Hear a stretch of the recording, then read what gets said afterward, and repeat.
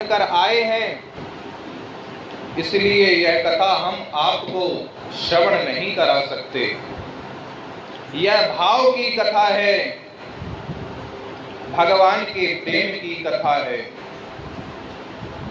यह व्यापार की कथा नहीं है। आपका यह अमृत भागवत रूपी कथा से बहुत छोटा है। कहाँ आपका यह अमृत कांच का टुकड़ा और कहाँ यह भागवत कथा अमृत मणि। क्व कथा क्व सुधा लोके, क्व सुधा क्व कथा लोके, क्व कांच क्व मणिर् महान। यह जो आपका अमृत है, यह तो कांच के टुकड़े के समान है। इस प्रकार से सुखदेव जी ने मना कर दिया। देवतागण निराश होकर ब्रह्मा जी के पास चले गए, सारा वृत्तांत सुनाया। कहा कि सुखदेव जी ने हमें कथा सुनाने से मना कर दिया। ब्रह्मा जी कहते हैं, हे देवताओं, आप परेशान ना हो, अभी 7 दिवस है, देखते हैं इन 7 दिनों में क्या होता है। 7 दिनों में जब परीक्षित की मुक्ति हो गई, तब सभी देवता और ब्रह्मा जी को बड़ा आश्चर्य हुआ। अपने लोक में, शितलोक में एक तराजू मंगाया और एक तराजू के एक पलड़ी में समस्त ग्रंथों को रखा और दूसरे पलड़े में श्रीमद् भागवत को रखा। श्रीमद् भागवत का पल्ला नीचे। घोषणा कर दी कि भागवत रूपी महापुराण साधारण नहीं है, यह मुक्ति को प्रदान करने के लिए गर्जना करता है। आगे परीक्षित ने पूछा कि 7 दिवस की यह जो कथा, यह कहां से चली, किसके द्वारा चली। तब सुखदेव जी कहते हैं कि यह सनातन संत कुमार चारों ऋषिवर ने नारद जी को सुनाया। नारद जी को सुनाकर यह 7 दिन के अनुष्ठान को शुरुआत किया।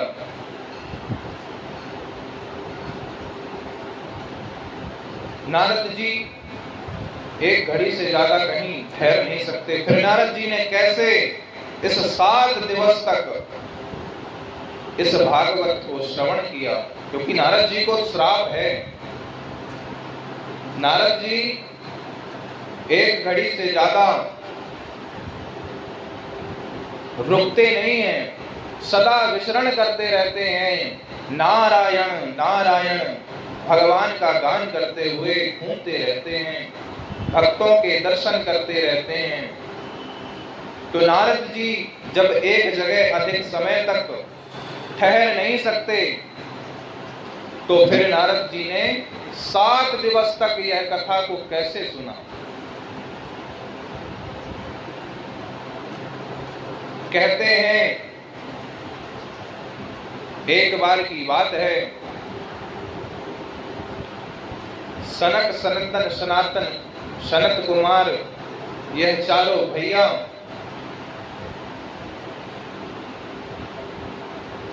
विचरण करते हुए बद्रिका आश्रम में आए।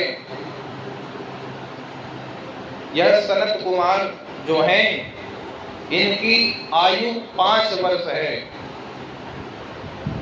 यह 5 वर्ष से अधिक नहीं बढ़ते।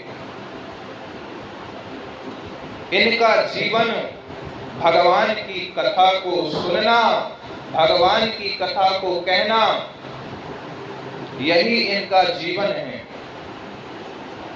इन्हें बिना कथा के, बिना सत्संग के इनका मन नहीं लगता। जैसे किसी व्यक्ति का, कोई व्यक्ति सुबह जागता है तो कई लोगों का रहता है कि जब तक वो चाय को ना पी लें तब तक उनका दिमाग काम ही नहीं करता है, उनको समझ में ही नहीं आता कि आगे क्या करना है। तो जब तक दिमाग को ताजगी नहीं मिल जाती है तब तक समझ नहीं आता। तो ऐसे ही हैं सनत कुमार, जो भगवान की कथा में हमेशा रत रहते हैं, भगवान की कथा को ही अपना जीवन मानते हैं और सदा उसी में लगे रहते हैं। तो सत्संग की इच्छा से आए, तभी उन्होंने क्या देखा कि जो नारद जी हैं, नारद जी कहीं से भागे भागे चले आ रहे हैं, मुखमंडल चिंता से मढ़ा हुआ है, चिंतित दिख रहे हैं। सनत कुमारों ने पूछा, भैया आप कहां से आ रहे हैं और कहां जा रहे हैं?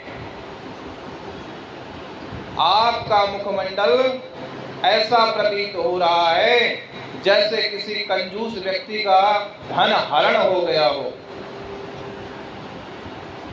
किसी कंजूस व्यक्ति का धन जब हरण हो जाता है तो वह व्यक्ति छटपटाता रहता है। सनत कुमार पूछते हैं, आपका मुखमंडल इतना चिंतित क्यों है? संत का काम तो चिंतन करना है, लेकिन आप चिंतित क्यों हैं? संत तो दूसरों की चिंता को हरण करते हैं। और हे देवर्षि, आप तो भगवान के अनन्य भक्त हैं, आपको भला किस बात की चिंता? क्योंकि संतों का धन क्या है? संतों का धन वैभव, रुपए, पैसे, नाना प्रकार की वस्तुएं, यह संतों का धन नहीं है, वैष्णवों का धन नहीं है। तो संतों का धन क्या है?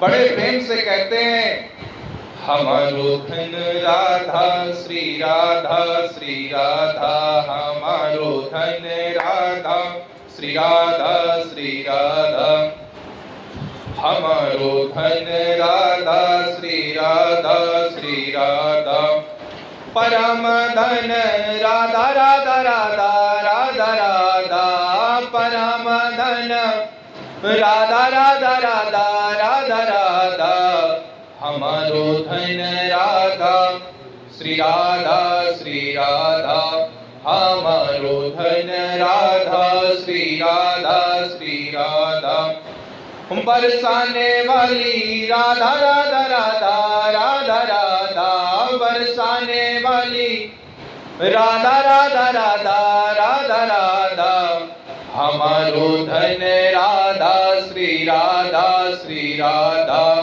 संतों का धन राधा, श्री राधा, श्री राधा हमारो धन राधा, श्री राधा, श्री राधा। तो नारद जी, संतों का धन तो राधा नाम है, भगवान का नाम है, फिर आप चिंतित क्यों दिखाई दे रहे हैं? सनकादि के पूछने पर नारद जी कहते हैं कि भैया मैं सत्संग की इच्छा से सर्वत्र भ्रमण कर रहा था। सनत कुमार कहते हैं देवर्षि, अगर आपको सत्संग की इच्छा से भ्रमण करना है तो आप कहीं तीर्थ स्थल पे जाते, धामों में जाते, मंदिरों में जाते। आप बंबई, दिल्ली, कलकत्ता गए होंगे तो वहां कहां पर सत्संग आपको मिलेगा? नारद जी कहते हैं नहीं भैया, मैं दिल्ली, बंबई, कलकत्ता आदि नहीं गया। तो फिर कहां गए थे? कहते हैं मैं जहां जहां गया वह आपको मैं बताता हूं।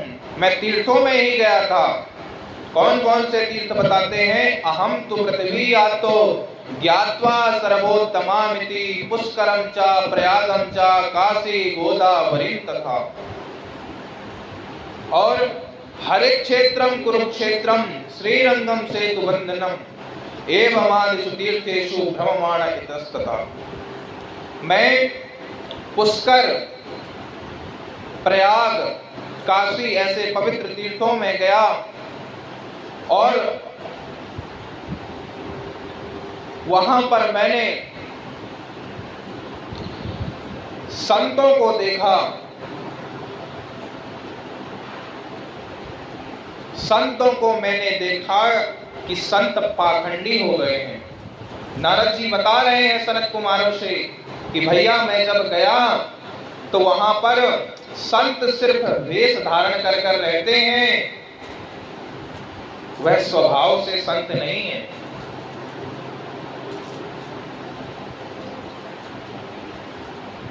पहले दिन हम सुने कि संत साधु यह स्वरूप से नहीं होते हैं, स्वभाव से होते हैं। जिस व्यक्ति का स्वभाव अच्छा है वह व्यक्ति ही संत है, वह व्यक्ति ही साधु है। साधु का काम क्या है? साधनोति पर कार्यम इति साधु। जो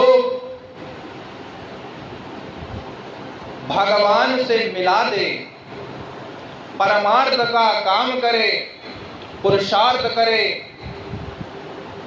परोपकार करे। हमारी श्री राधा रानी कैसी हैं? राधनोति परिकार्यम इति राधा।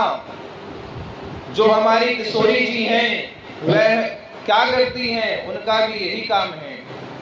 हमारे नंद नंदन का साक्षात्कार करा देती हैं। जो कोई भी उनकी शरण में जाता है वह सीधे श्याम सुंदर से मिलवा देती हैं। साधु स्वभाव है, साधु स्वरूप नहीं है।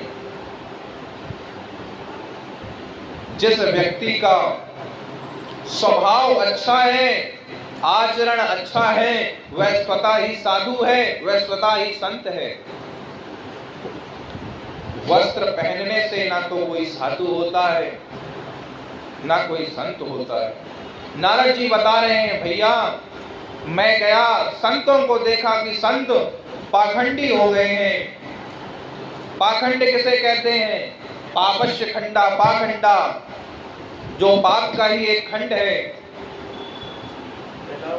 हमारे वेद शास्त्र जिस मार्ग को बताते हैं कि यहाँ चलना चाहिए, यहाँ बैठना चाहिए, ये सुनना चाहिए, जो इसका खंडन करे,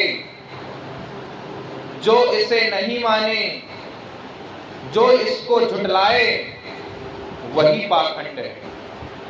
जो मनमाना आचरण करे, मनमाने नियम बनाए, वही पाखंड है।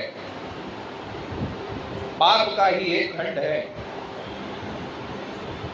तो नारद जी बता रहे हैं कि संत पाखंडी हो गए हैं और जो गृहस्थी हैं पृथ्वी को सर्वोत्तम मानकर नारद जी आए थे भ्रमण करने के लिए कि चलो चलते हैं, सत्संग करेंगे। लेकिन जब आए तो क्या हुआ? खिन्न हो गए हैं। संतों को देखा पाखंडी, गृहस्थ व्यक्तियों के पास भी आए। जब गृहस्थ व्यक्तियों के जीवन को देखा, बहुत कष्ट हुआ। क्या गृहस्थियों के जीवन में कलह मचा हुआ है, सब कुछ होते हुए भी दुखी हैं।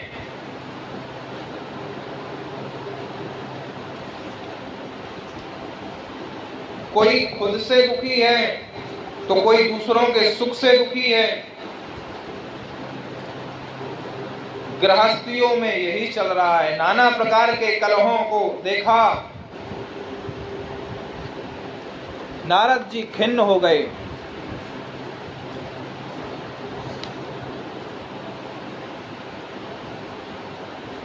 कहते हैं जैसे ही किसी के घर में उनके पुत्र की शादी हुई, नई नई बहू आई घर में, तो आते ही उन्होंने अपना अधिकार जमाना शुरू कर दिया। नारद जी बता रहे हैं,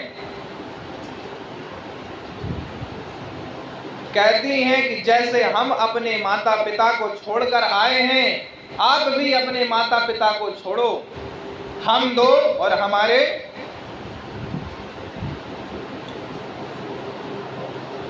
गृहस्थ जीवन को जब नारद जी ने ऐसे देखा तो बड़ा कष्ट हुआ। और क्या देखा कि जैसे ही शादी हो जाती है, घर में कोई शुभ कार्य, शुभ कर्म, किसी भी शुभ कार्य को करना होता है तो अपने घर के बुजुर्गों से सलाह नहीं लेते, अपने भैया से सलाह नहीं लेते, फिर किससे लेते हैं? ससुराल में फोन लगाकर साले साहब से सलाह ली जाती है। स्याल को बुद्धिदायका, नारद जी कह रहे हैं, भागवत पे वर्णन है कि स्याल को बुद्धिदायका। ब्रज में, वृंदावन में, ब्रज में कहावत है कि घर बिगाड़े आरो, दीवार बिगाड़े आरो और घर बिगाड़े सारो। जिस घर में बहुत ज्यादा अलमारियां बनी होती हैं, अलबे बने होते हैं, वह घर को गिरने का ज्यादा संभावना होती है। और वैसे ही दीवार की शोभा खराब हो जाती है।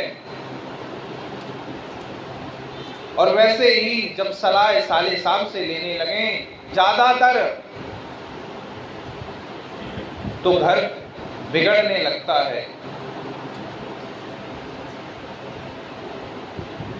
स्याल को बुद्धिदायका। और आगे गए, क्या देखा?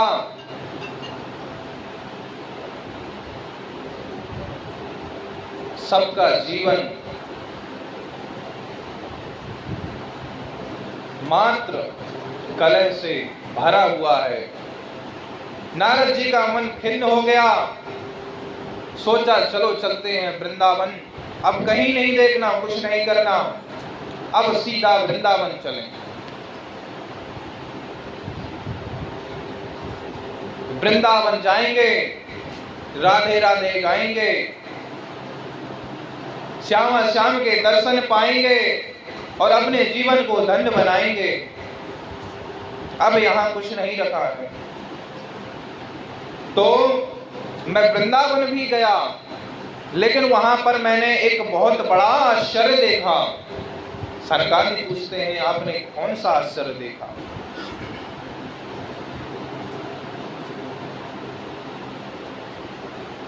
नारद जी बताते हैं कि जैसे ही मैं वृंदावन गया, वृंदावन जाते ही मैंने देखा कि एक युवती रुदन कर रही है और दो बूढ़े लेटे हुए हैं और अनेक स्त्रियां उस युवती को जो रो रही है उसको हवा कर रही है, चवर। नारद जी पास गए, फिर सोचा कि हम अगर पास गए तो कोई स्त्री ये ना कह दे कि स्त्रियों के बीच में आप बाबा का क्या काम है, आप यहाँ कहाँ आ गए।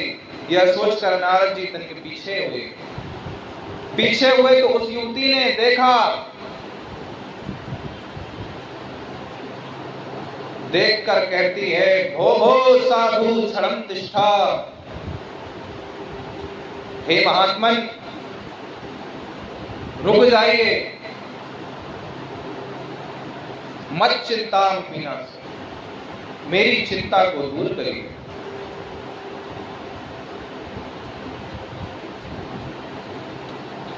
नारद जी पूछते हैं, हे देवी,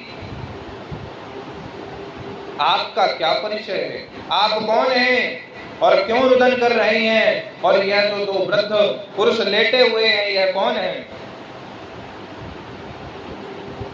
भक्ति महारानी अपना परिचय देती हैं, अहम भक्ति विख्याता इमौ में तनयो मतो ज्ञान वैराग्य नामानो काल योगेन चरचरो। मेरा नाम भक्ति है और यह जो दो अचेत वृद्ध पुरुष लेटे हुए हैं यह दोनों मेरे बेटे ज्ञान और वैराग्य हैं। नारद जी ने जब यह सुना कि 16 साल की माता जी और 90 साल के बेटे, जीवन में हमने पहली बार ऐसा सुना है। 16 साल की भला माता जी कैसे हो सकती हैं और पुत्र 90 साल के। नारद जी को सुनकर बड़ा आश्चर्य हुआ।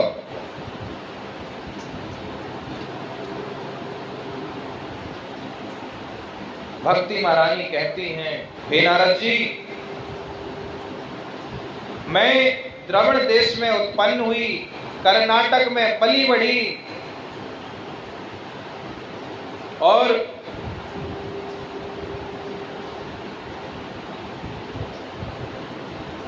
महाराष्ट्र में मुझे कहीं कहीं सम्मान मिला, लेकिन गुजरात आते ही मुझे बुढ़ापे ने घेर लिया।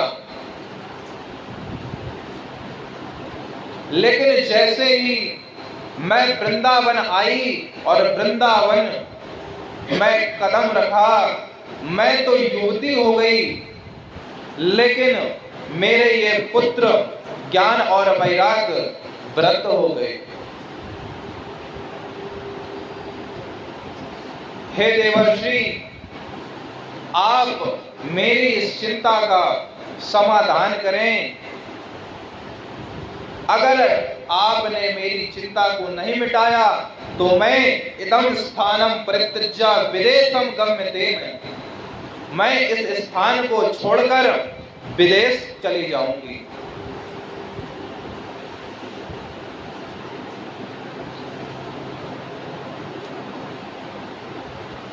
नारद जी कहते हैं, हे भक्ति महारानी, आप यहीं रहे।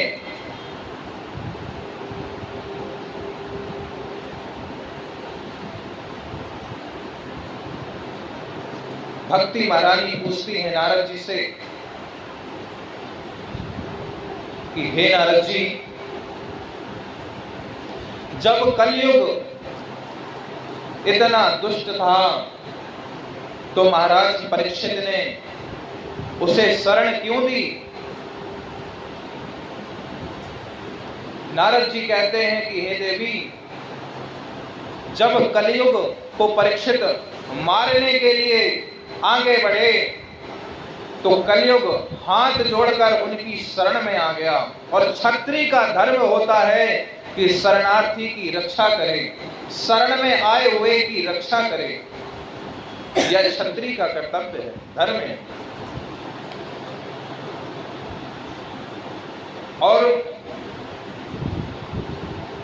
और क्यों छोड़ा? इसलिए भी छोड़ा क्योंकि कलयुग में अन्य युगों से कहीं ज्यादा भजन के लिए, साधना के लिए, ध्यान के लिए, भगवत प्राप्ति के लिए जो साधन है वह अत्यंत श्रेष्ठ है। कैसे? कि जो फल यत् फलम नास्ति तपसा न योगेन समाधिना तत्फलम लभते सम्यक कलौ केशव कीर्तनात्। जो फल अन्य युगों में तपस्या के बाद मिलता था, साधना करने के बाद मिलता था, ध्यान के बाद मिलता था, वह कलयुग में केवल भगवान के कीर्तन मात्र से, भगवान का नाम उच्चारण करने मात्र से उतना फल मिलता है। मानस में बाबा कहते हैं कलयुग केवल नाम आधारा, कलयुग केवल नाम आधारा। सुमेर सुमेर नर उतरहि पारा, सुमेर सुमेर नर उतरहि पारा। कलयुग केवल नाम आधारा, कलयुग केवल नाम आधारा। कलयुग में केवल नाम आधार बताया गया है कि जो भगवान का ध्यान नहीं कर सकते, तपस्या नहीं कर सकते, समाधि नहीं ले सकते, कलयुग में तो केवल चलते उठते बैठे जागते आप बस राम राम कहते रहें, कृष्ण कृष्ण कहते रहें, राधे राधे कहते रहें, आपका कल्याण हो जाएगा उससे। इसलिए कलयुग को छोड़ा। और कलयुग में एक आरक्षण भी है, कलयुग में एक आरक्षण है। अगर आप मुख से नाम नहीं भी ले रहे हैं, मन से भगवान का भाव से, मन से अगर आप पूजन कर रहे हैं कि हे प्रभु, हम मन से ही आपको जल चढ़ा रहे हैं, मन से ही हम आपको फूल चढ़ा रहे हैं, मन से ही हम आपको बेलपत्री चढ़ा रहे हैं, मन से ही हम आपकी आरती कर रहे हैं, आपको भोग पवा रहे हैं, तो कहा मानसिक रूप से भी अगर आप यह करते हैं तो वह पूजा स्वीकार है। लेकिन अगर मन से कोई पाप हो जाए, उसके दंड का विधान नहीं है, उससे आपको पाप नहीं लगेगा। अगर मन से पाप होता है तो उसका दंड नहीं मिलेगा। लेकिन अगर हम मन से पूजन करते हैं, भगवान का भजन मन से करते हैं, तो आपको पूरा लाभ होगा। यह आरक्षण सिर्फ कलयुग में ही है।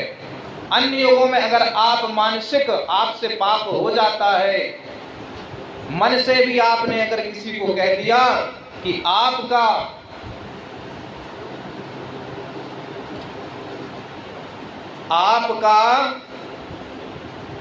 कुछ भी बिगड़ जाए, आपके साथ अनर्थ हो जाए, आपको कष्ट मिले, अगर आपने मन से भी किसी को ऐसा कहा तो अन्य युगों में इसका दंड मिलता था।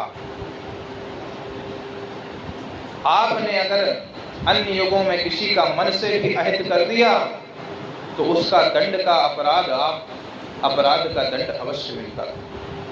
लेकिन इस युग में मन से अगर कोई पाप हो जाए तो कहा उसका दंड नहीं मिलता। लेकिन अगर मन से आप भगवान का नाम स्मरण कर लें तो आपको उसका पूरा फल मिलेगा। लेकिन इसका अर्थ ये नहीं है कि अगर मन से आपको पाप करने में कोई दंड नहीं मिल रहा है तो आप मन से किसी को भी गाली देते रहें, क्योंकि अगर आप उसको मन में बार बार लाएंगे तो कहीं ना कहीं आपके वह जीवन में उतरने लगेगा। धीरे धीरे आपकी वाणी और वाणी के द्वारा फिर आप का कृत्य ही बन जाएगा। इसलिए मन से भी भगवान का नाम जप करें, मन से ही भगवान का चिंतन करें। नारद जी कहते हैं, देवी आप परेशान ना हो, मैं आपको घर घर में पुजवा ना दिया तो मैं भी नारायण का दास नहीं। मैं जन जन में आपको पुजवाऊंगा। ज्ञान वैराग्य है मूर्छित, भक्ति महारानी युवा। आप कभी भी किसी मंदिर में जाएं, वहां आप देखेंगे बहुत भीड़ लगती है। अब हर मंदिरों में, हर धामों में, हर तीर्थों में भीड़ बहुत लगती है। तो भक्ति महारानी सबके हृदय में तो है, भक्ति तो सबकी पुष्ट है, लेकिन ज्ञान और वैराग्य शून्य है। हम भक्ति तो करते हैं लेकिन ज्ञान और वैराग्य लुप्त हैं। हमें अपने ही धर्म के बारे में नहीं पता, हमें अपने सनातन के बारे में नहीं पता, अपने शास्त्र पुराण के बारे में नहीं पता। हमारे कितने शास्त्र हैं, कितने पुराण हैं, वेद हैं। वेद क्या कहते हैं, शास्त्र क्या कहते हैं, किसकी आज्ञा देते हैं, किसको मना करते हैं।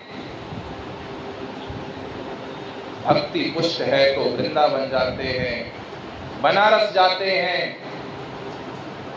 सभी धामों में जाते हैं, लेकिन भक्ति के साथ ज्ञान वैराग्य को भी पुष्ट करना। इस प्रकार से जब नारद जी ने भक्ति महारानी को उपदेश दिया, भक्ति महारानी नारद जी की स्तुति करने लगी। कहती हैं, जयति जगति माया यस्य काया धवस्ते वचन रचन मेकम केवलम चाकलैया ध्रुव पदम पियातो यत्कृपातो ध्रुवोयम शकल कुशल पात्रम ब्रह्मपुत्रम नतास्मि, ब्रह्मपुत्रम नतास्मि। हे देवर्षि नारद, मैं भक्ति आपको प्रणाम करती हूँ कि जैसे आपने ध्रुव प्रहलाद पर कृपा की, ऐसे ही अब आप मुझ पर कृपा करें।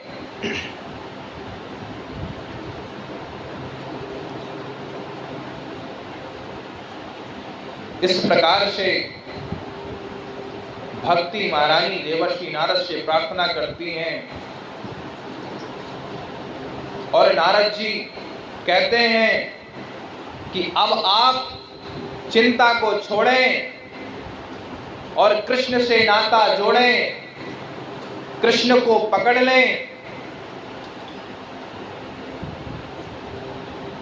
तो नारद जी भक्ति महारानी से कहते हैं कि भक्ति महारानी, आप उन कृष्ण के नाम का गुणगान करें, मैं आपकी चिंता को दूर करने के लिए अवश्य कोई उपाय ढूंढता हूं। भक्ति महारानी हाथ जोड़कर प्रभु के नामों का गुणगान करने लगी। श्री कृष्ण गोविंद हरे मुरारी, हे नाथ नारायण वासुदेवा। श्री कृष्ण गोविंद हरे मुरारी, हे नाथ नारायण वासुदेवा। श्री कृष्ण गोविंद हरे मुरारी, हे नाथ नारायण वासुदेवा। हे नाथ नारायण वासुदेवा, हे नाथ नारायण वासुदेवा, हे नाथ नारायण वासुदेवा। श्री कृष्ण गोविंद हरे मुरारी, हे नाथ नारायण वासुदेवा, हे कृष्ण गोविंद हरे मुरारी, हे नाथ नारायण वासुदेवा। इस प्रकार से भक्ति महारानी भगवान के नामों का कीर्तन करने लगी। अब नारद जी ज्ञान और वैराग को जगाने के लिए प्रयत्न करने लगे। उन्होंने वेद वेदांत का सार गीता को पढ़ा और गीता को पढ़कर जगाने लगे। थोड़े देर के लिए ज्ञान वैराग की मूर्छा तो खुली, लेकिन पुनः मूर्छित अवस्था में पड़े। तभी आकाशवाणी हुई कि नारद जी आप सत्कर्म करें और सत्कर्म करने से ही ज्ञान वैराग की मूर्छा दूर होगी। नारद जी कहते हैं मैं वेदांत गीता के पाठों को सुनाया तो क्या अभी तक मैं पोयम सुना रहा था? यह सारे शास्त्र ही तो मैं सुना रहा था। नारद जी पूछते हैं सत्कर्म क्या है? आकाशवाणी कहती है यह तो कोई सच्चा संत ही बताएगा। नारद जी कुछ पूछ पाते कि आकाशवाणी लुप्त हो गई। नारद जी सोचे इन्होंने हमें सत्कर्म तो बता दिया और सत्कर्म किसी सच्चे संत के पास मिलेगा यह भी बता दिया। कोई हमें एड्रेस तो बता देते, फलाने जगह पे फलाने मकान में फलाने व्यक्ति के द्वारा यह हमें वस्तु मिलेगी, ज्ञान मिलेगा, कर्म मिलेगा, तो ले जाकर हम ज्ञान वैराग को पिला देते। ना तो आकाशवाणी ने व्यक्ति का नाम बताया, उस संत का नाम बताया, ना ही उनका पता बताया। अब नारद जी चक्कर में पड़ गए। एक तरफ से सभी संतों से अब नारद जी पूछने लगे कि भैया सत्कर्म क्या है? संतों को पता चला कि नारद जी जो ब्रह्मा जी के पुत्र हैं, भगवान नारायण के शिष्य हैं, भगवान नारायण के दास हैं, जब नारद जी को सत्कर्म के बारे में नहीं पता तो भला हमें क्या पता होगा। कुछ संत साधु अपने आश्रम में लुक गए, कुछ आश्रम छोड़कर ही भाग गए, कुछ ने तो मौन धारण कर लिया, हमारा व्रत चल रहा है, मौन व्रत चल रहा है, अभी हम कुछ नहीं बता सकते, आप बाद में आइएगा, हम आपको बाद में बताएंगे।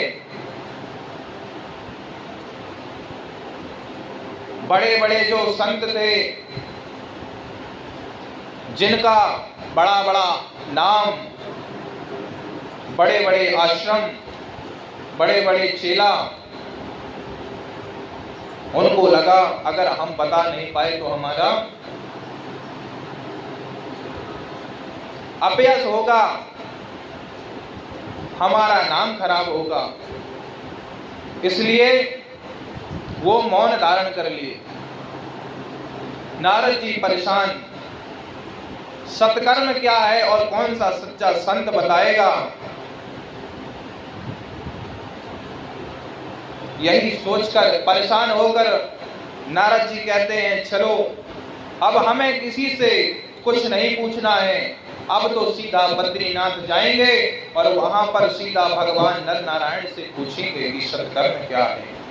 तो मैं इसीलिए चिंतातुर होते हुए दौड़ा दौड़ा भगवान नर नारायण से यही पूछने के लिए आ रहा था कि आप चारों मुझे दिखाई दे गए, इसलिए हे भैया, हे सनत कुमारों, अब आप भी मुझे इसका उपाय बताएं कि सत्कर्म क्या है। सनकादि बोले, नारद जी बस इतनी सी बात। नारद जी कहते हैं, भैया ये कोई इतनी सी बात नहीं है, मैंने बहुत खोजा, बहुत ढूंढा, बहुत सारे संतों के पास गया, लेकिन मुझे कहीं पर भी इसका उपाय नहीं मिला। तब मैं परेशान होकर यहाँ आ गया। नारद जी से सनकादि कहते हैं कि आपका उपाय कुछ और नहीं, यह श्रीमद् भागवत ही है जो सुखदेव जी ने गाया है। वह ऐसा अमृत है कि जिसे पीते ही ज्ञान वैराग्य तुरंत ठीक हो जाएंगे। इसको सुखदेव जी ने गाया। जैसे वैद्य जी जड़ी बूटी कूटकर रोगी को पिलाते थे,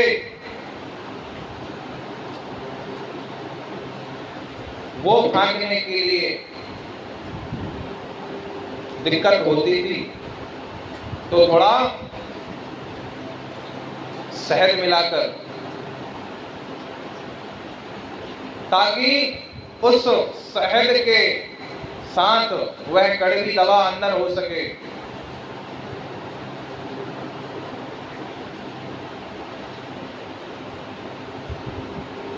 लेकिन अगर हम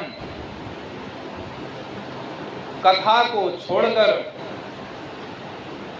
औषधि को छोड़कर सिर्फ शहद ही, कुछ अलग ही अगर लेते रहेंगे तो हमारा रोग ठीक होने वाला नहीं है। तो जो श्रीमद् भागवत वह औषधि से परिपूर्ण है। नारद जी कहते हैं कि आप जिस भागवत की बात कर रहे हैं उसमें वेदों का ही तो सार है, वेदों की ही तो बात कही हुई है।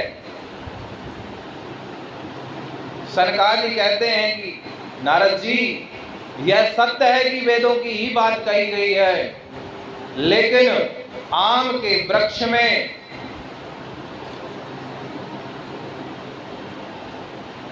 फल लगे होते हैं तो फल मीठे होते हैं, फलों में रस भरा होता है। लेकिन अगर आप आम के वृक्ष को चखने लग जाएं कि आम का वृक्ष के जब फल मीठे हैं तो वृक्ष भी क्यों मीठा नहीं। तो जो आम के वृक्ष का जो सार है वह फल के रूप में विद्यमान है, ऐसे ही समस्त सार, समस्त वेद, समस्त शास्त्र वृक्ष हैं, निगम वेद, और उस वेद का सार श्रीमद् भागवत के रूप में पका हुआ फल, वेदों का जो सार है, वेदों का जो रस है वह श्रीमद् भागवत है। जो सार प्रदान कर सकता है, जिससे, जिस रस से आनंद प्राप्त किया जा सकता है वह वृक्ष से नहीं किया जा सकता। जैसे घी बनता है दूध से ही, जो घी है वह दूध से ही बनता है, लेकिन अगर आप घी की जगह दूध को डालकर दीपक जलाएं तो दीपक जलने वाला नहीं है। शक्कर गन्ना से ही बनती है। अगर आप कहें खीर में गन्ना मिला दिया जाए तो वो मिठास आने वाली नहीं है।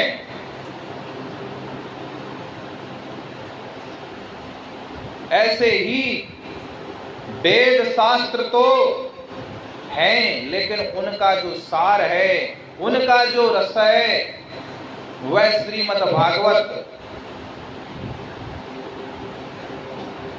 देवर्षि को समझ आ गया, प्रणाम करते हैं जान गया जीवन में जब भाग्य का उदय होता है तब संत की कृपा होती है, ऐसे संतों का संग प्राप्त होता है, सत्संग की जब इच्छा जागृत होती है।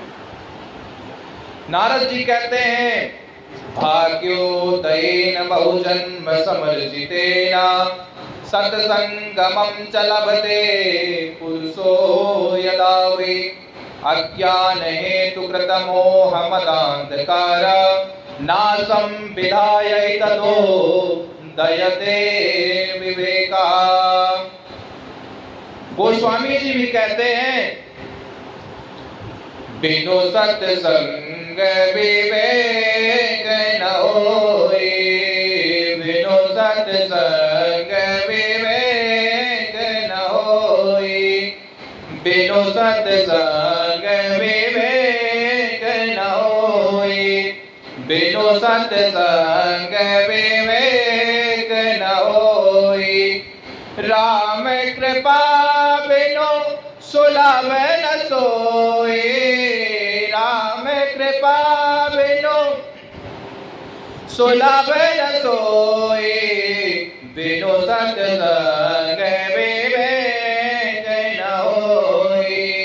जय सिया राम जय जय सिया राम, जय सिया राम जय जय सिया राम, जय सिया राम जय सिया राम, जय सिया राम जय सिया राम, जय सिया राम जय जय सिया राम। बिन सत्संग विवेक न होए। कहते हैं बिना सत्संग के विवेक नहीं होता और सत्संग बिना राम जी की कृपा के सुलभ नहीं होता। तो नारद जी कहते हैं अब आप ही मुझे भागवत कथा सुनाइए। लेकिन बोले बद्रीनाथ में उतरकर हरिद्वार में गंगा के द्वार में पहुंचकर, क्योंकि वहां सब जगह के लोग पहुंच सकते हैं, घर की देहली में दीपक जला तो दो सभी कमरों में उजाला हो जाएगा। तो कथा की बात जब पता चली तो सब ऋषि संत सुनकर आए और बाकियों को भी साथ में लेकर आए। कहा कि जब कथा की बात सबने सुनी कि वहां पर कथा हो रही है, कथा चल रही है, तो खुद तो गए लेकिन साथ में औरों को भी लेकर गए। क्यों? अगर घर पर बैठे रहेंगे तो फालतू बातें करेंगे, फालतू के मन में कुतर्क आएगा, नाना प्रकार के उलझनों में उलझे रहेंगे। लेकिन जब कथा में आएंगे तो कथा में जो सुनाया जा रहा होगा उसको श्रवण करेंगे। तो कुछ देर के लिए ही सही अगर आपने उसे पाप करने से बचा लिया तो उसका आपको अधिक फल प्राप्त होता है, उसका अलग फल प्राप्त होता है कि किसी व्यक्ति को आपने कुछ समय के लिए ही सही पाप करने से रोका, पाप करने से बचा लिया। ऐसे ही सभी संत महात्मा तो आए लेकिन औरों को भी साथ में लाए। थोड़े समय के लिए ही सत्संग अगर किसी को मिल गया तो उसका जीवन का कल्याण हो सकता है। सत्संग की बहुत अद्भुत महिमा गाई है। एक बार जो है नारद जी भगवान श्री नारायण से पूछते हैं कि प्रभु सत्संग की क्या महिमा है। भगवान नारायण कहते हैं नारद जी अगर मैं आपको अपने मुख से बताऊंगा तो शायद आपको विश्वास ना हो, लेकिन अगर आप सत्संग की महिमा को स्वतः जाकर खुद देखें तो आपको उस पर अवश्य विश्वास होगा। भगवान नारायण कहते हैं, हे नारद जी, आप पृथ्वी लोक पर जाएं, वहां पर एक तोता बैठा हुआ है। वह तोता आपको बताएगा कि सत्संग की क्या महिमा है।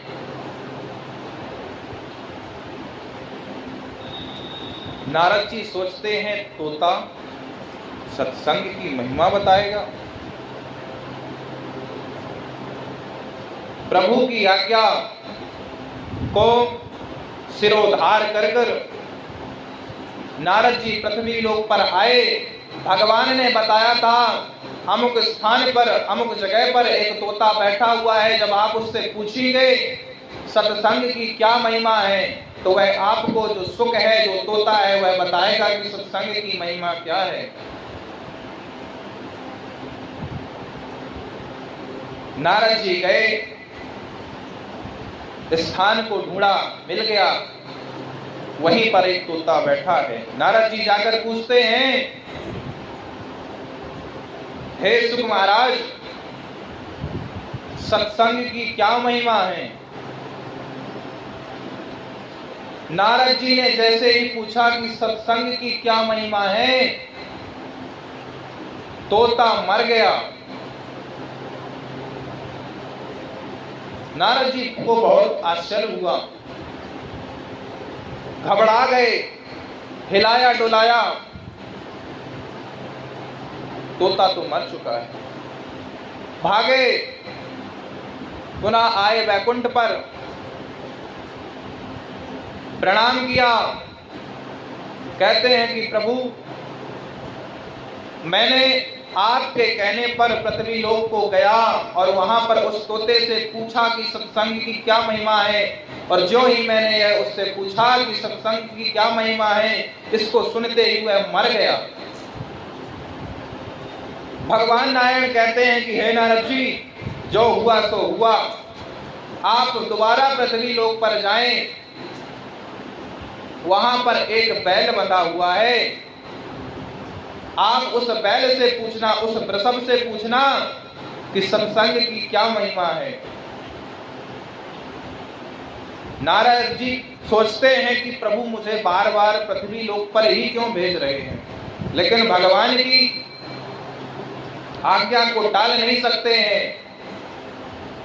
पुनः भगवान के बताए हुए मार्ग पर चले, जाकर देखा वहां पर एक वृषभ देव बंधे हुए हैं, एक बैल बंधा हुआ है। भगवान नारायण ने कहा था, जाना वृषभ से पूछना कि हे वृषभ देव, सत्संग की क्या महिमा है। गए, हाथ जोड़कर नारद जी कहते हैं कि हे वृषभदेव, सत्संग की क्या महिमा है। जो यह सत्संग नाम सुना, बैल भी मर गया।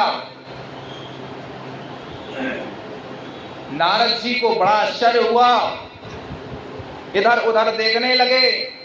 अगर यह बैल का मालिक देख लेगा तो बहुत पिटाई करेगा।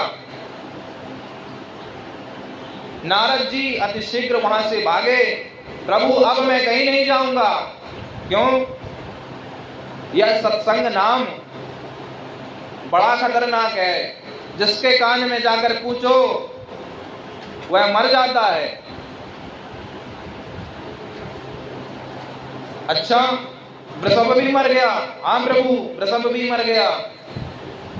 ठीक है नारद जी, आपको सत्संग की महिमा जानना है। हाँ प्रभु, मुझे सत्संग की महिमा जानना है, बताएं। तो एक बार आप और जाएं, पृथ्वी लोक पर जाकर एक राजा के पुत्र से पूछें कि सत्संग की क्या महिमा है। नारद जी कहते हैं, नाना प्रभु, अब हम कहीं नहीं जाएंगे।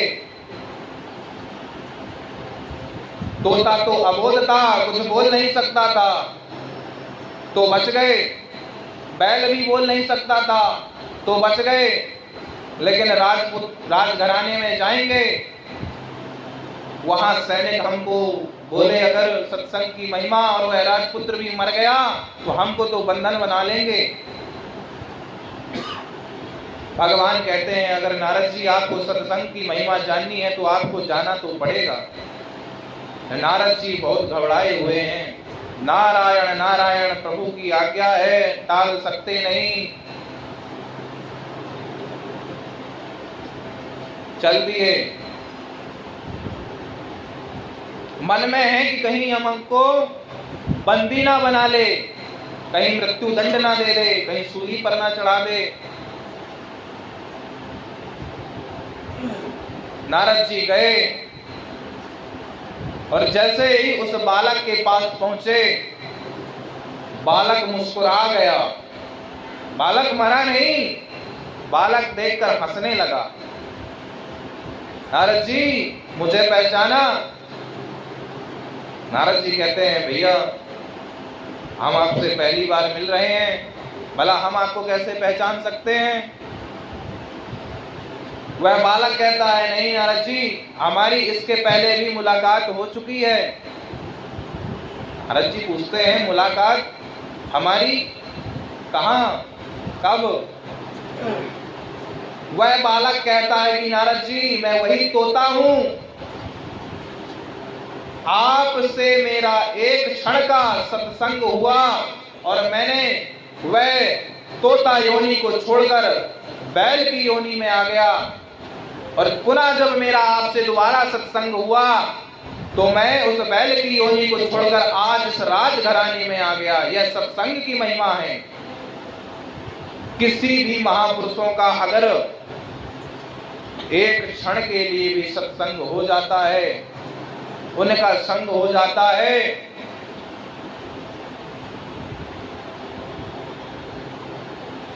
तो जीवन बदल जाता है। यह सत्संग की महिमा है। संग और साथ में भी बड़ा अंतर है। संग और साथ में क्या अंतर है? साथ, अभी हम यहां पर बैठे हैं तो हम आपके साथ हैं, हम आपके साथ हैं। अगर आप यहां से उठकर चले जाएं, कहीं भी रहें, फिर भी अगर हम आपको स्मरण कर रहे हैं, आपका चिंतन कर रहे हैं, आपको याद कर रहे हैं, सदैव आपको हम अपने स्मरण में रख रहे हैं, वह संग है। ना होते हुए भी होना, इसी को संग कहते हैं। साथ तो शरीर से होता है। हम आपके पास बैठे हैं, हम आपके साथ हैं। संतों का संग करें,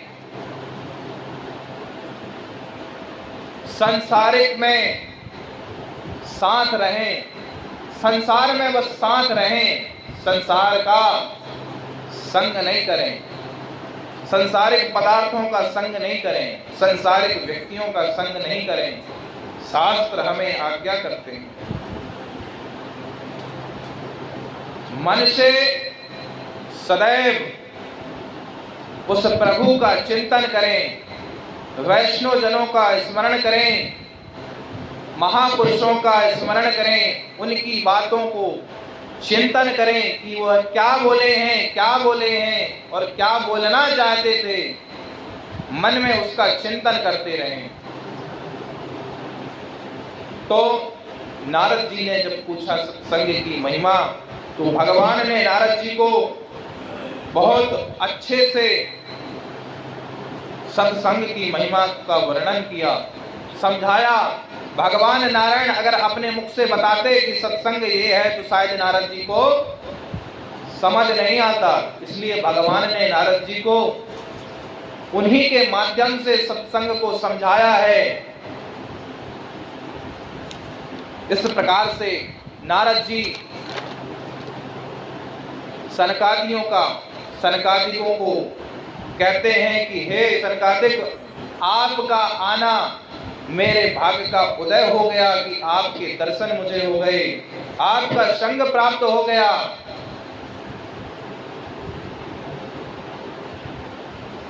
कहते हैं सनकादिकों ने भागवत की खूब महिमा गाई और कहा कि सदा सेव्या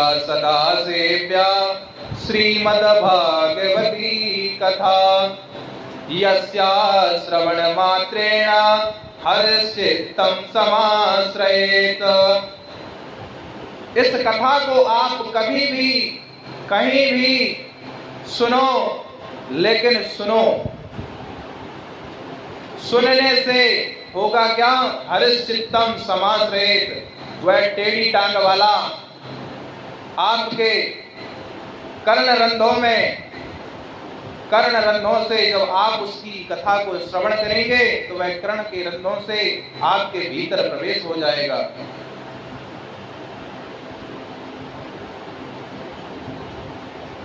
भगवान कृष्ण कहते हैं एक तो हम जल्दी किसी के होते नहीं, जल्दी किसी से चिपकते नहीं, लेकिन अगर एक बार किसी का हाथ पकड़ लिया तो छोड़ते भी नहीं।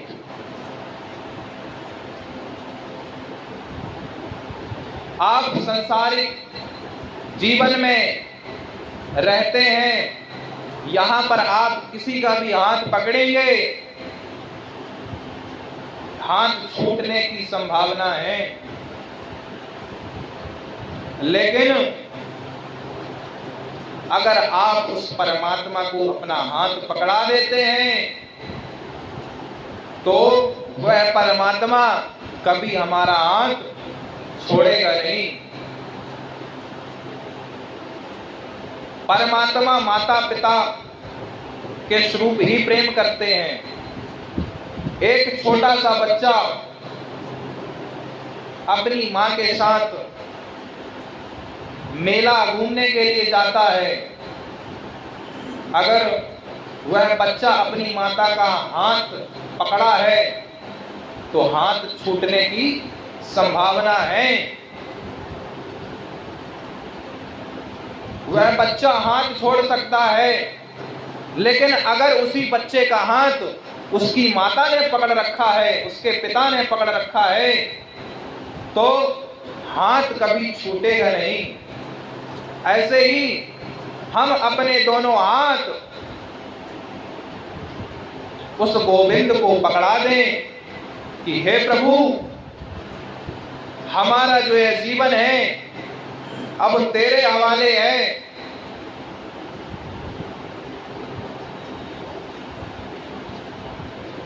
अपने आप को प्रभु के प्रति समर्पण करें। इस प्रकार से सनकादि नारद जी को कथा सुना रहे हैं। कथा चलती रही और कथा चलते चलते वहां पर एक आश्चर्य हुआ। क्या आश्चर्य हुआ कि भक्ति महारानी ज्ञान वैराग के साथ वहां पर प्रकट हो गई और जय जयकार करने लगी। ज्ञान वैराग जो अभी तक मूर्छित अवस्था में थे,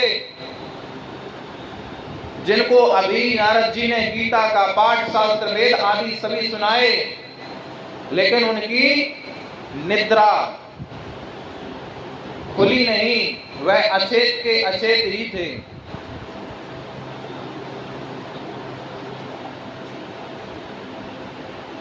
लेकिन जैसे ही सनकादिकों ने नारद जी को, भक्ति महारानी को ज्ञान वैराग के लिए कथा को श्रवण कराया है, कथा चल रही है कि बीच में ही भक्ति महारानी अपने दोनों पुत्र को लेकर खड़ी हो गई, नृत्य करने लगी। और नृत्य करते करते क्या कहती हैं कि भक्ति सुतौ तौ तरुणी गृहीत्वा प्रेमैक रूपा सहसा विरासी श्री कृष्ण गोविंद हरे मुरारी नाथेति नामानि मोर वदन्ति।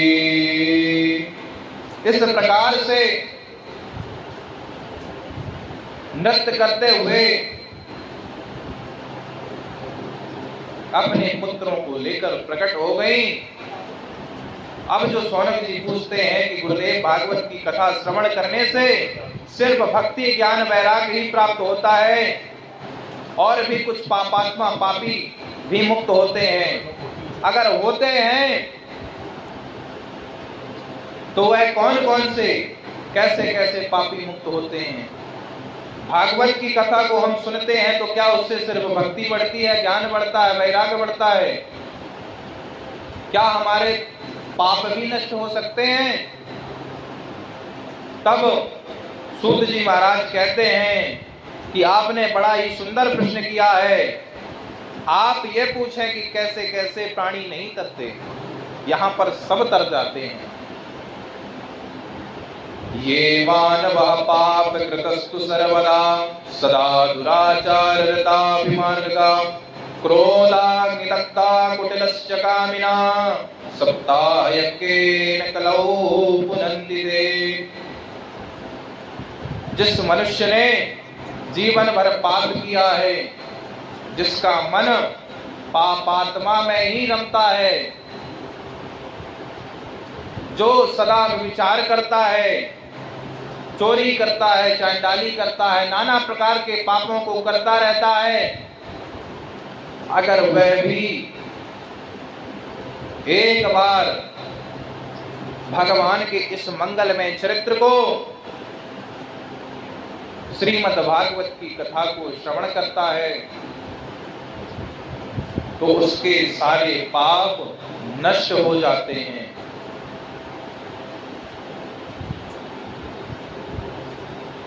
शौनकादि ऋषि कहते हैं, क्या आपके पास कोई ऐसा है जो पापात्मा होते हुए भी तर गया हो? तब कहते हैं, हाँ, सूत जी ने एक कथा को शौनकादियों से कहा कि तुंगभद्रा नदी के तट में एक ब्राह्मण पंडित आत्मवेद शास्त्री जी, जो धर्मनिष्ठ हैं, पूजा पाठ में संलग्न रहते हैं, भगवान का भजन करते रहते हैं और सदा धर्म के प्रति धर्मनिष्ठ रहते हैं, अग्रज रहते हैं। उनकी पत्नी धुंधली, अत्यंत झगड़ालू, अपनी बात मनवाने में कुशल, प्रपंची, उनके स्वभाव से बिल्कुल हटकर। दुख क्या था? पंडित जी के कोई संतान नहीं थी, पुत्र से हीन थे। उन्होंने एक गाय पाली थी, लेकिन गाय को भी कोई बछड़ा नहीं था, बंध्या थी। वह पेड़ लगाए थे, पेड़ में कोई फल नहीं आते थे।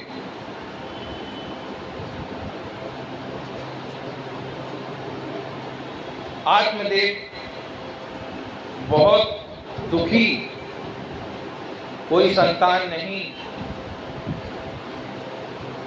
इतना पूजन पाठ करने के बाद भी, सब कुछ होते हुए भी पंडित जी दुखी हैं, भाग में नहीं है, नहीं मिला। अंत में वह ब्राह्मण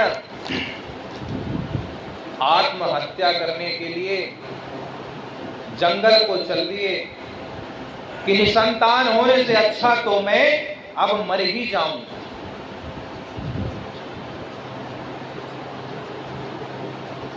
पुत्र होने के लिए उन्होंने गाय को पाला, लेकिन गाय भी बंध्या है, बछड़ा नहीं है। पेड़ लगाया लेकिन फल नहीं आ रहे हैं। पितर जल अर्पण नहीं करते हैं, बहुत दुखी हैं। मरने के लिए चल दिए। हमारे गुरुजी कहते हैं जीवन में अभी कभी भी अगर आत्महत्या का विचार आए तो खुद को रोक लेना। क्यों? यह जो जीवन मिला है यह बड़े दुर्लभ से प्राप्त हुआ है, इसको ऐसे नष्ट नहीं करें।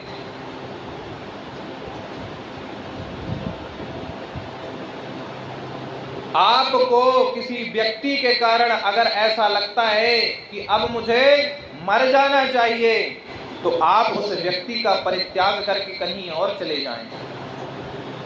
अगर आपको किसी भूमि, किसी घर से कष्ट है, अपने घर से कष्ट हो रहा है, तो आप उस घर का परित्याग कर कर चले जाएं। यह दुनिया बहुत बड़ी है,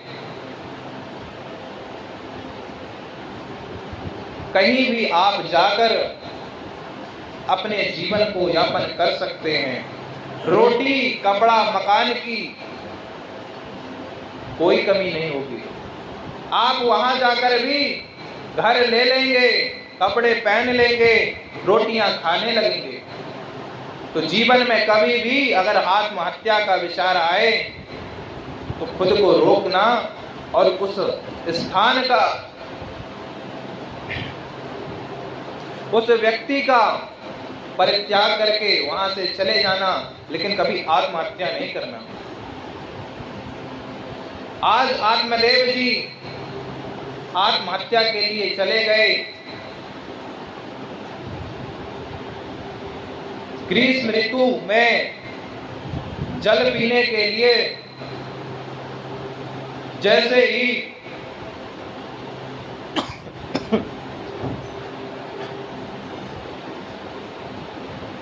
ही हाथ को जल में डुबाया, जल पीने के लिए किया, सामने से आते हुए एक संत दिखे। ब्राह्मण ने संत को देखा, दौड़कर चरणों में प्रणाम किया। हे महात्मन,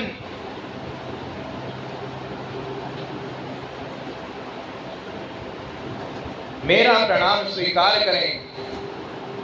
संत ने सोचा ब्राह्मण है, भगवान की तलाश में घूम रहे होंगे, भगवान के नाम को, भगवान के नाम का उच्चारण करते हुए इस जंगल में विचरण कर रहे होंगे, भगवान को खोज रहे होंगे।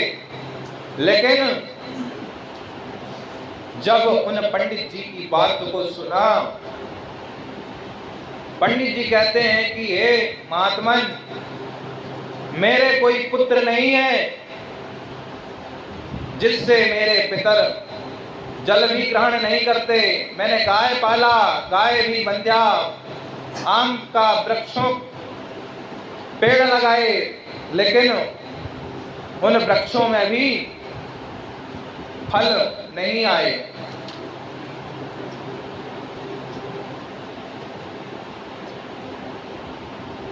इसलिए मैं तो आत्महत्या करने के लिए आया था। आपका मुझे दर्शन हो गया, अब आप ही मुझे पुत्र दें। महात्मा सोचे कि शायद ब्राह्मण भगवान के लिए, भगवान के दर्शन के लिए इस जंगल में घूम रहे होंगे, लेकिन यह तो पुत्र के मोह में भटक रहे हैं। आत्महत्या का विचार आ गया।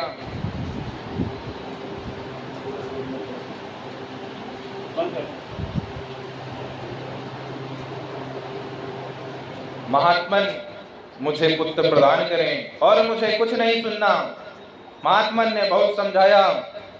हे ब्राह्मण देव, एक राजा अंग थे जिनका एक पुत्र था, वेन, बड़ा नास्तिक था, खुद को ही भगवान मान गया। नयष्टभ्यम न दातव्यम न होतव्यम विचाकुतिद, खुद को ही भगवान मानकर पुजवाने के लिए बैठ गया था। राजा अंग के एक पुत्र थे, एक पुत्र में उन्हें कोई सुख प्राप्त नहीं हुआ। राजा सगर की 100 पुत्र थे। राजा सगर के 60,000 पुत्र थे, लेकिन सब जलकर भस्म हो गए।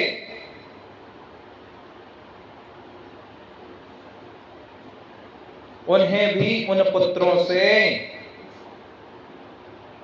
कोई सुख प्राप्त नहीं हुआ। इसलिए पुत्र की इच्छा छोड़कर आप भगवान का भजन करें।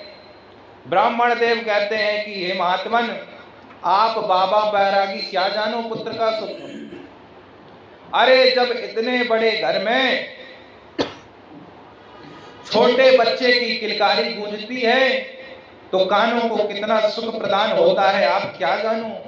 आप तो बाबा बैरागी हो ना। वह नन्हे नन्हे कदम जब घर में छम छम करते हुए घूमते हैं, डोलते हैं, जब वह तोतली आवाज में बोलते हैं, उस सुख को आप क्या जाने। हे ब्राह्मण, हे महात्मन, अगर आप मुझे पुत्र दे सकते हैं तो ठीक है, नहीं मैं आपके चरणों में सिर को पटक पटक कर अपने प्राण का अंत कर दूंगा।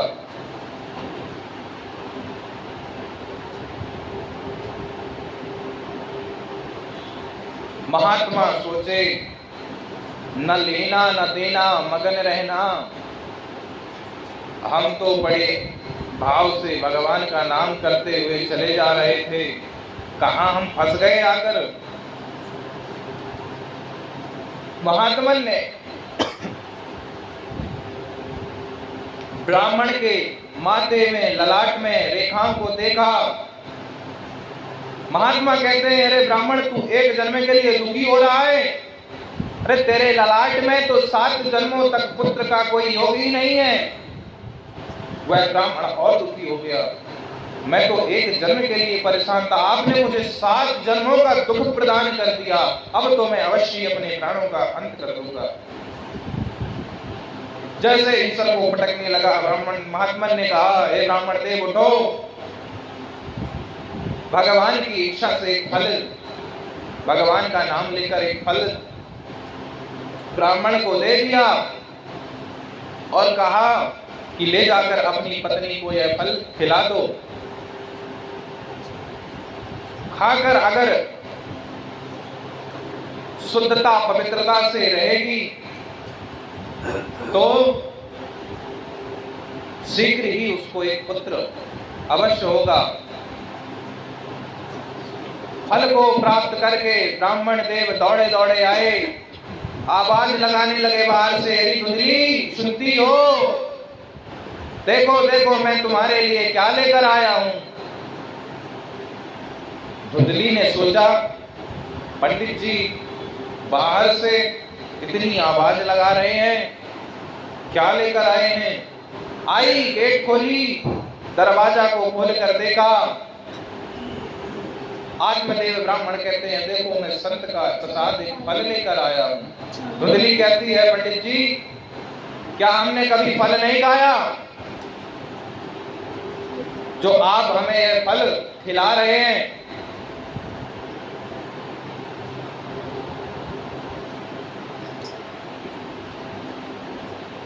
ब्राह्मण देव कहते हैं, कोई साधारण फल नहीं है, संत का प्रसाद है, आप इसे खाओ, पुत्रवती हो जाओगी। धुंधली ने विचार किया, न जाने कौन से ब्राह्मण ने जादू टोना करके मुझे यह फल खाने के लिए दे दिया है। ब्राह्मण की तसल्ली के लिए कहा कि ठीक है, आप यह फल मुझे दे दें, मैं स्नान करके शुद्धता से पवित्रता से फिर इस फल को पाऊंगी। इस प्रकार से धुंधली विचार करने लगी। पंडित जी अपने काम में चले गए। पड़ोसन आई, पड़ोसन से धुंधली पूछने लगी, मेरे पति को किसी महात्मा ने एक फल दिया है और कहा कि पुत्र होगा, मैं खाऊं कि नहीं खाऊं। पड़ोसन कहती है, इसमें इतना सोचने की क्या बात है, महात्मा ने फल दिया है, प्रसाद समझकर खा लो। अगर पुत्र हो गया तो प्रभु की कृपा समझना, नहीं तो फल कौन सा नुकसान करेगा, खा लो। धुंधली कहती है, अरे बहन, अगर मैंने इस फल को खा लिया, अगर कहीं मैं सच में पेट से हो गई, गर्भवती हो गई, कहीं अगर चोरी हो गई तो फिर मैं कैसे भागूंगी? मेरे घर में अगर आग लग गई तो मैं कैसे भागूंगी? धुंधली को कहती है, समझाती है, अरे बहन क्यों आग लगेगी, क्यों चोरी होगी, इतना क्यों सोचती है? धुंधली कहती है, अच्छा ठीक है, लेकिन मैंने एक चीज और सुना था। क्या? जो सुखदेव जी थे वह अपनी माता के गर्भ में 12 वर्ष तक थे। अगर मेरा पुत्र 1 वर्ष तक भी, 2 वर्ष तक भी रह गया तो मैं मर जाऊंगी। इस प्रकार से कुतर्क करती रही। अंतोगत्ता उसने फल नहीं खाया, पड़ोसन चली गई। दूसरे दिन उसकी बहन आई, बहन को सारी बात बताया। बहन तो चाहती ही थी कि इसके कोई पुत्र ना हो, तो इसकी सारी संपत्ति मुझे मिल जाए। उसकी बहन कहती है कि अरे बहन, तू परेशान ना हो, चिंता में ना पड़, मेरे 5 पुत्र हैं, एक और मेरे पेट में है, तो यह पुत्र मैं तुझे दे दूंगी। इसके बदले में तू कुछ धन अपने स्वामी से, मेरे पति को दिलवा देना, वो कुछ नहीं कहेंगे। तू अपने पति की संतुष्टि के लिए अपने पेट में थोड़ा थोड़ा करके कपड़े बांधते रहना, उनको लगेगा तू गर्भवती है। धुंधली ने ऐसा ही किया। कुछ समय बीता, बहन को बेटा हुआ, लाकर दे दी। धुंधली ने आत्मदेव जी को बताया। आत्मदेव जी को जैसे ही यह बात पता चली कि उनके पुत्र हुआ है, खुशी के मारे आज झूम उठे। नगर में ढिंढोरा पिटवा लिया, आत्मदेव ब्राह्मण के यहाँ पुत्र हुआ है। बड़े प्रसन्न हुए, लेकिन जो वह फल था उसको परीक्षार्थ के लिए एक गाय को खिला दिया था। जो वह गाय बंधी रहती थी, उस गाय को वह फल खिला दिया था। 3 महीने के बाद वह गाय ने एक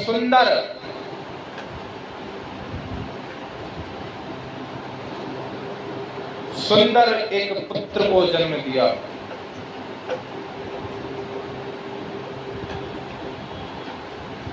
दोनों बड़े हुए। आत्मदेव नाम के जो ब्राह्मण थे, उन्होंने उस गाय के पुत्र को, पुत्र का नामकरण किया। गाय के समान उनके कर्ण थे, इसलिए उनका नाम गोकर्ण रखा। और जैसे ही धुंधली के पुत्र का नामकरण करने लगे तो धुंधली ने रोक दिया, महाराज 9 महीने तक मैंने कष्ट सहा है, इसका नाम तो मैं रखूंगी। पंडित जी कहते हैं, ठीक है देवी, आप अपने हिसाब से इसका नाम रख लो। धुंधली अपने नाम के अनुसार, उसका नाम धुंधली, उसने अपने नाम के अनुसार अपने पुत्र का नाम रख दिया धुंधुकारी। अब दोनों बड़े हुए, बड़े होकर दोनों ने नाम कमाया। एक विख्यात हुए और एक कुख्यात हो गया। गोकर्ण महाराज संत का प्रसाद, भगवान का भजन करते, लेकिन जो यह धुंधकारी था, यह अत्यंत उग्र कर्म करने लगा।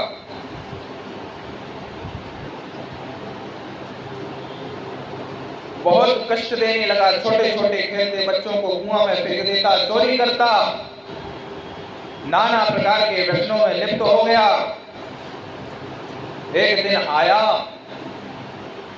इसकी शिकायत घर आने लगी। पिता ने समझाया। पिता ने जैसे ही समझाने का प्रयास किया, पिता को ही मारने के लिए उद्यत हो गया। हमारे शास्त्र कहते हैं लालयेत पंच वर्षाणि 10 वर्षाणि ताडयेत प्राप्तेत षोडशे वर्षे पुत्र मित्र विभाजये। 5 वर्ष तक के बालकों के साथ बहुत ही लाड़ प्यार से प्रेम करना चाहिए। 5 वर्ष तक प्रेम से समझाना चाहिए। उन्हें ज्यादा डांटना मारना नहीं चाहिए।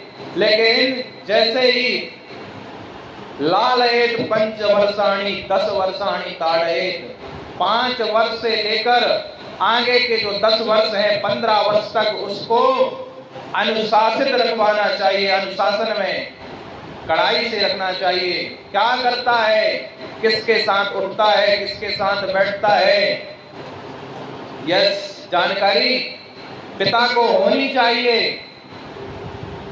10 वर्षाणि ताड़े, ताड़ना में रखे, अपनी निगाहों में उसे रखे, उसके अच्छे बुरे सारे कर्मों को जाने। लेकिन जैसे ही प्राप्त 16 वर्षे, जैसे ही वह 16 वर्ष का हो जाए, उसको एक मित्र की भांति समझाना चाहिए। क्यों? क्योंकि वह बड़ा हो चुका है। अब आप उसे अगर हाथ उठाते हैं, मारते हैं, तो वह अब आपके बराबर का हो चुका है। आज छोटे छोटे बच्चे जिनमें सहनशीलता नाम की कोई चीज नहीं है। क्यों? आपने बचपन में ध्यान ही नहीं दिया। आपने बचपन में जो मांगा सो तत्काल दे दिया। जब जो चाहा हाँ करो, ठीक है, उसका प्रोत्साहन करते रहे। और जब बड़ा हुआ, आपको लगा कि अब बिगड़ गया, अब समझाएं, तब अगर आप उसको मारने के लिए आगे बढ़ेंगे तो वही कहेगा कि पिताजी अगर आप मुझे मारेंगे तो मैं फांसी में लटक जाऊंगा, मैं ट्रेन में कूद जाऊंगा, मैं इस घर को छोड़कर चला जाऊंगा। अगर 16 वर्ष का हो जाए तो उसे एक मित्र की तरह समझाना चाहिए। अब वो बड़ा हो चुका है, इसलिए हमारे शास्त्र आज्ञा करते हैं कि लालयेत पंचवर्षाणि, 5 वर्ष तक के बालकों को बहुत ही स्नेह प्रेम लाड़ में रखना चाहिए। लेकिन जैसे ही 5 वर्ष से बड़े होते हैं, उन्हें अपने सामने अपने अनुशासित में रखना चाहिए, दृष्टि में रखना चाहिए। अगर आपने इस समय में उस पर ध्यान रख लिया, उसको संभाल लिया, तो फिर जल्दी से बिगड़ने के लिए वह नहीं जाएगा। इस प्रकार से जब गोकर्ण जी महाराज, जब आत्मदेव पंडित जी अपने पुत्र की उलाहना को सुनने लगे, पुत्र ने मारने का प्रयत्न किया, बहुत कष्ट हुआ। आज इतना कष्ट हुआ कि पुनः उसी स्थिति पे आ गए, पुनः आत्महत्या का विचार आ गया। जब पुत्र नहीं था तो पुत्र को पाने के लिए आत्महत्या करने के लिए जा रहे थे, लेकिन आज पुत्र है लेकिन कुपुत्र है। उस कुपुत्र के इस कृत्यों को देखकर मन में ग्लानि हुई और आत्महत्या का पुनः विचार आया। संत ने समझाया था, पुत्र में सुख नहीं है। पुत्र अगर सुपुत्र है तो कुछ भी संभव हो सकता है। आपके पास अगर घर नहीं है, पुत्र सुपुत्र है, तो घर बना लेगा। गाड़ी नहीं है, गाड़ी ले लेगा। लेकिन अगर पुत्र है, कुपुत्र है और आपके पास सब कुछ है, तो जो सब कुछ है उसको भी नष्ट कर देगा।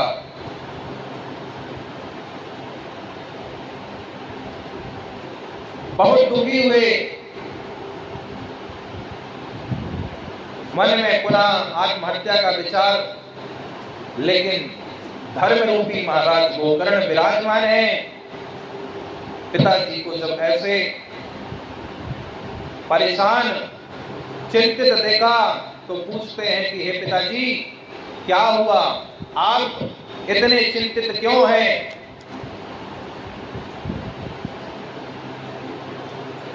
आपका मन क्यों उदास है? पिताजी कहते हैं कि हे पुत्र, मुझे बहुत दुख है, मुझे बहुत दुखी हूं मैं। पुत्र समझाते हैं कि यह दुखालय है, हम जहां पर रहते हैं इसको दुखालय कहते हैं। मृत्यु लोक का एक नाम दुखालय भी है। अगर आप ज्वेलर्स की दुकान में जाकर टमाटर और आलू पूछते हैं तो क्या वहां पर मिलेगा? अगर आप टमाटर और आलू की दुकान में जाकर सोना चांदी पूछेंगे तो क्या वहां पर मिलेगा? वैसे ही यह दुखालय है। अगर आप यहाँ सुख की कामना करेंगे तो आपको सुख नहीं मिलेगा, क्योंकि इसका नाम ही दुखालय है। यहाँ पर कोई सुखी नहीं है। इस प्रकार से बहुत ही मार्मिक प्रसंगों के माध्यम से, अच्छे दृष्टांतों से अपने पिता को गोकर्ण जी समझा रहे हैं। इसी को गोकर्ण गीता भी कहते हैं। वृंदावन बिहारी लाल की जय। अब आगे की कथा जो है कल श्रवण करेंगे। वृंदावन बिहारी लाल की जय।